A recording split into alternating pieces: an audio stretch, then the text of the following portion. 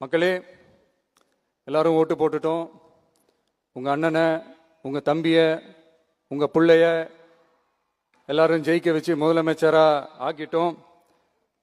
அதனால் நம்ம கடமையெல்லாம் முடிஞ்சிருச்சுன்னு சொல்லி யாரும் ஒதுங்கி போயிடாதீங்க. இனிமே தான் நீங்கள் நம்மளோடவே கூடவே இருக்கணும். உறுதியாக நம்ம அரசோடவே கூட இருக்கணும். அப்போ தான் உங்களுக்காக இருக்கிற எல்லா நல்ல திட்டங்களையும் என்னால் செயல்படுத்த முடியும். 8 கோடி பேரோட அந்த பிரதிநிதி தான் முதலமைச்சர் பதவின்னு சொல்லுவாங்க. அதனால தான் சொல்கிறேன், மக்கள் தான் ஆட்சியாளர்கள். இங்கே நான் எல்லாருமே, அங்கே இருக்கிறவங்க எல்லாருமே மக்களோட சர்வன்ட்ஸ். அப்படி தான் நான் அதை பார்க்குறேன். ஸோ வாங்க எல்லாருமா சேர்ந்து நம்ம கடமையை சேர்ந்து செய்வோம். நம்ம அரசுக்கு எதிரான சக்திகளையும் சரி சதிகளையும் சரி முறியடிப்போம். நீங்கள் எல்லாரும் நம்மளோடு இருக்கும்போது எனக்கு வேற என்னங்க கவலை? நல்லதை மட்டுமே நோக்கி நகருவோம்.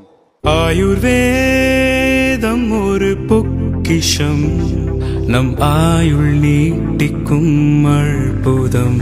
டாக்டர் ஸ்ரீவர்மாஸ்